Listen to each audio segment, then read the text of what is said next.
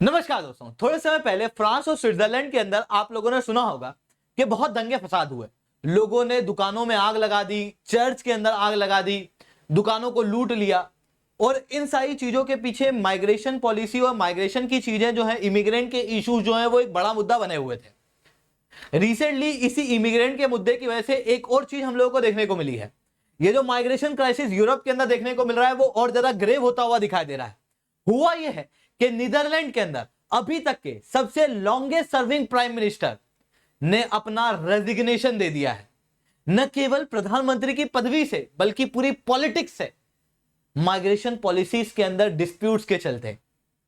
दोस्तों, तो सवाल उठता है कि यूरोप के अंदर ये माइग्रेशन क्राइसिस क्या है? डक प्रधानमंत्री ने क्यों अपनी पदवी छोड़ दी, क्यों रेजिग्नेशन दे दिया, क्यों नीदरलैंड के अंदर यह पॉलिटिकल क्राइसिस अब उभर के आ रहा है? दोस्तों, उन सारी चीजों के ऊपर हमेश बनी चौहान आप लोगों के साथ में चर्चा करूंगा। बट उसके पहले आप लोग मेरे साथ में SRC10 टेलीग्राम ग्रुप के ऊपर जुड़ सकते हो। मेरे क्लास की अपडेट, पीपीटी, पीडीएफ सब कुछ आपको वहां पे मिल जाती है। इसके अलावा दोस्तों, अगर आप लोग को यूपीएससी सीएससी की तैयारी करना है तो इंडिया के टॉप एजुकेटर मैं, Mahipal sir, Nidhi ma'am, Kinjal sir, Aniruddh sir आप लोगों को उड़ान बैच के अंदर पढ़ाने वाले हैं, जहां पर प्रीलिम्स, मेंस और इंटरव्यू तीनों की तैयारी कराई जाएगी। 900 से ज्यादा लाइव आवर्स आप लोगों को पढ़ाया जाएगा। लाइव क्लासेस के अंदर प्रीलिम्स और मेंस के आप लोगों को टेस्ट सीरीज दी जाएगी। लाइव क्लासेस के अंदर आप लोगों की आंसर राइटिंग की प्रैक्टिस कराई जाएगी। इतना ही दोस्तों, हमारे साथ में आप लोगों की क्लासेस अलग से टॉपर्स लेंगे, जैसे डॉक्टर आदित्य शर्मा, गगन मीना, ये आपकी क्लासेस जो है वो लेने वाले हैं। इसके अलावा और भी कई सारी चीजें आप लोगों को इस कोर्स के अंदर मिलने वाली है। आप लोग मेरी टीम से कांटेक्ट कर सकते हो। नीचे लिंक मैंने पिन करा दी है इस कोर्स के लिए। आप लोगों को इस कोर्स को देख के लग रहा होगा कि ये कोर्स लाखों का होगा, बट एक्चुअल में ऐसा है नहीं। ये कोर्स का प्राइस अगर आप लोग SRC10 कोड यूज करोगे उसके बाद में केवल 7,999 का मिलेगा। SRC10 कोड का यूज करने के बाद में आप लोगों को मेरे द्वारा 1-on-1 मेंटरशिप मिलेगी। ये इंग्लिश बैच है, मतलब जिस भाषा में पढ़ा रहा हूं उस भाषा में आपको पढ़ाया जाएगा। इसके अंदर ऑप्शन छोड़ के बाकी सब कुछ आपका कवर कराया जाएगा। अगर आप लोग हिंदी मीडियम के बच्चे हो तो आप लोग बोध बैच के अंदर जुड़ सकते हो, जहां पर कंप्लीट हिंदी में चीजें पढ़ाई जाएगी। 15 जुलाई से ये बैच जो है वो शुरू हो रही है। मैंने बताया इन दोनों बैच के अंदर ऑप्शन को छोड़ के बाकी सब कुछ हम लोग पढ़ाएंगे। हमारे पास में अभी केवल एक ऑप्शन अवेलेबल है, दैट इज ज्योग्राफी, जो अमित कुमार सर लेने वाले हैं। 1 अगस्त से बैच शुरू होने वाले 7,999 के अंदर। इसके अलावा दोस्तों, अगर आप लोगों को लगता है कि मेरा ज्योग्राफी ऑप्शन है, मेरे को ज्योग्राफी ऑप्शन भी लेना है और जीएस के लिए पढ़ना है तो उड़ान बैच भी लेना है, तो आप लोग वो कर सकते हो। ये दोनों एक साथ लोगे तो 14,999 के अंदर आपको पूरा कोर्स पढ़ने वाला है। कंप्लीट प्रिपरेशन, टॉपर की क्लासेस, टेस्ट सीरीज सब कुछ आपको इतने दामों के अंदर पढ़ने वाला है। ये देश का सबसे किफायती कोर्स है, जाओ अपने आप को एनरोल करो। नीदरलैंड के अभी तक के सबसे लॉन्गेस्ट सर्विंग प्रधानमंत्री पिछले 13 वर्षों से नीदरलैंड पे राज कर रहे हैं, मार्क रूट। अभी यहां पे कोलिजन सरकार थी जिसके हेड भी मार्क रूट बने हुए थे। मार्क रूट इसलिए जाने जाते हैं क्योंकि ग्राउंड टू अर्थ पॉलिसी अपनी अपनाते हैं। मतलब राजनीति के अंदर एकदम जमीन से जुड़े हुए आदमी है। मतलब 2018 का एक इंसिडेंट बताता हूं मैं आपको इनका। ये जा रहे थे, इनके हाथ से कॉफी का कप नीचे गिर जाता है, जिसके कारण से पार्लियामेंट के अंदर कॉफी डुल जाती है। वर्कर्स को साइड में रखते हुए खुद पोछा उठाते हैं और पार्लियामेंट के अंदर साफ सफाई करने लग जाते हैं। इवन जैसे नीदरलैंड के अंदर राजा बुलाया, कहीं पे जाना आना पड़ा, तो आप कहीं और के प्रधानमंत्री को देखोगे तो बड़ी बड़ी कारों में जाते हैं। ये ना ऐसे साइकिल से जाते हैं एक जगह से दूसरी जगह, जिसके कारण से लोग जो हैं उनके दिमाग में इनकी करप्शन फ्री इमेज बनी हुई है। इनके कार्यकाल के दौरान में भी कई सारे करप्शन के केसेस सामने आए, बट उसके बावजूद भी पॉलिटिक्स में कई सारे अप्स एंड डाउन्स आए, बट उसके बावजूद भी इनकी पॉलिटिक्स चलती रही। इसी कारण से मार्क रूट को टेफ्लॉन मार्क भी कहा जाता है। रिसेंटली इन्होंने न केवल प्रधानमंत्री की पदवी से बल्कि पूरी पॉलिटिक्स से ही अपने आप को रिजाइन कर दिया, जिसके कारण से नीदरलैंड के अंदर सरकार जो है वो रिसेंटली गिर चुकी है। और सरकार के गिरने का कारण है माइग्रेशन। अब यूरोपियन यूनियन के अंदर ये माइग्रेशन क्राइसिस क्या है उसे बहुत शॉर्ट में समझाने का प्रयास मैं आपको करता हूं। देखो, पिछले दशक के अंदर अगर आप देखोगे तो यूरोप के आसपास वाले रीजन के अंदर काफी ज्यादा इनस्टेबिलिटी थी, जैसे मिडिल ईस्ट के अंदर, अफगानिस्तान के अंदर, नॉर्थ अफ्रीका के अंदर, जिसके कारण से लोग जो है वो इन देशों को छोड़ना चाहते थे। तो वो छोड़ के कहीं जाएंगे, कहां जाएंगे? एक ऐसी जगह जहां पर थोड़ी सी अच्छी लिविंग स्टैंडर्ड हो। वो यूरोप से बेहतर कहां मिलेगा? तो ये लोगों ने यूरोप के अंदर असाइलम मांगना शुरू किया, जिसके बाद में यूरोप में कई सारे देशों ने अपने दरवाजे इन लोगों के लिए खोले, जिसके बाद में कई सारे लोगों ने असाइलम जो है मांगी। जर्मनी के अंदर कई सारे लोगों ने असाइलम ली, जिसके कारण से डेमोग्राफी जो है वो यूरोप की बदल चुकी थी।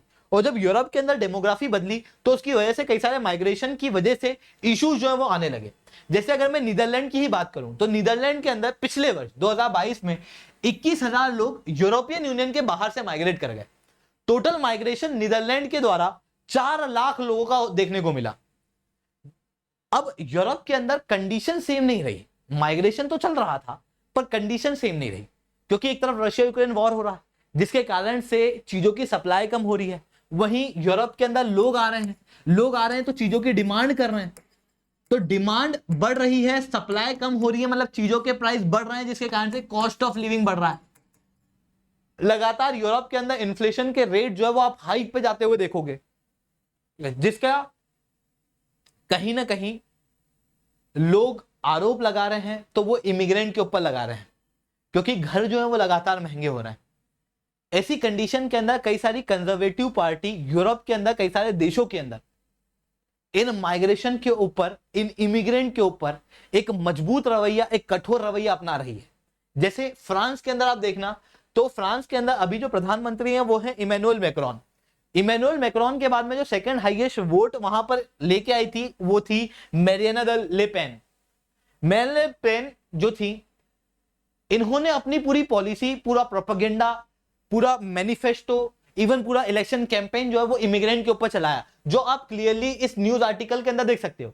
इतना ही नहीं दोस्तों, आप यहां देखना इटली के अंदर भी इसी तरीके की एक्टिविटीज जो है वो देखने को मिल रही है।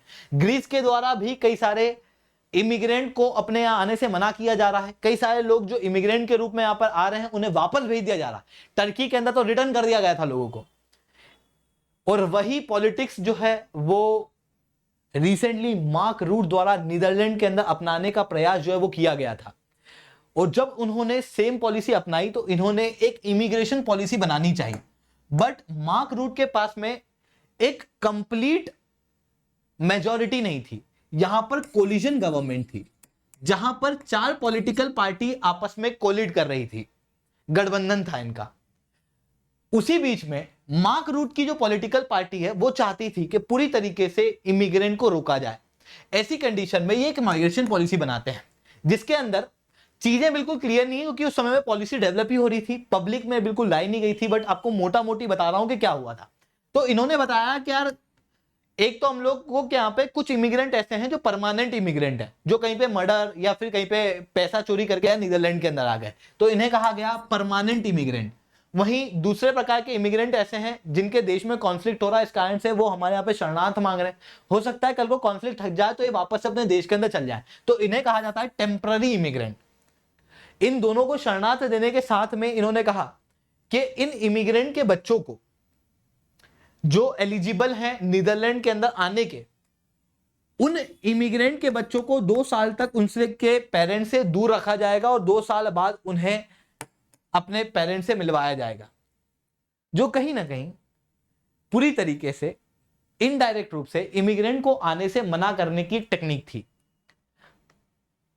कोलिजन के अंदर दूसरी पॉलिटिकल पार्टी भी थी, जैसे people's party for freedom and democracy. इसने इस इमिग्रेशन पॉलिसी को एक्सेप्ट किया, बट ये बिल्कुल अगेंस्ट थी वो 2 साल के वेटिंग पीरियड से। ऐसी कंडीशन में इसने विरोध कर दिया। वहीं दूसरी तरफ जो मार्क रूट की पॉलिटिकल पार्टी थी वो कह रही थी कि नहीं नहीं, यही इमिग्रेशन पॉलिसी रहनी चाहिए, जिसके कारण से स्प्लिट बहुत ज्यादा बढ़ गया। ऐसी कंडीशन के अंदर मार्क रूट ने अपना रेजिग्नेशन दे दिया और डेनमार्क के अंदर सरकार जो है वो गिर गई। इस तरीके का इशू केवल डेनमार्क में नहीं आया, इसी माइग्रेशन का इशू जो है वो हम लोगों को पूरे यूरोप के अंदर देखने को मिल रहा है। ऐसी कंडीशन के अंदर यूरोप के जो पॉलिटिशियंस हैं उनको एक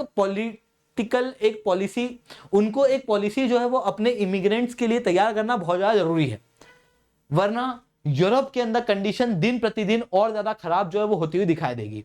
दोस्तों इस लेक्चर की पीपीटी पीडीएफ चाहिए तो आप लोग SRC10 टेलीग्राम ग्रुप से ले सकते हो। आज के लिए तय रखते हैं। That's all from my side. जय हिंद जय भारत। बट एक इंपॉर्टेंट बात, अगर आप लोगों को यूपीएससी सीएससी की तैयारी करना है तो उड़ान बैच के बारे में, ज्योग्राफी ऑप्शनल के बारे में, बोध बैच के बारे में मैं ऑलरेडी बता चुका हूं, आप वहां पर एनरोल कर सकते हो। लिंक मैंने पीछे नीचे पिन करा दी है। SRC10 कोड का प्रयोग करोगे तो आप लोगों को अनअकैडमी पे किसी भी सब्सक्रिप्शन पे हाईएस्ट नंबर ऑफ डिस्काउंट जो है मिल जाएंगे। दोस्तों आज के लिए इतना ही। That's all from my side. जय हिंद जय भारत।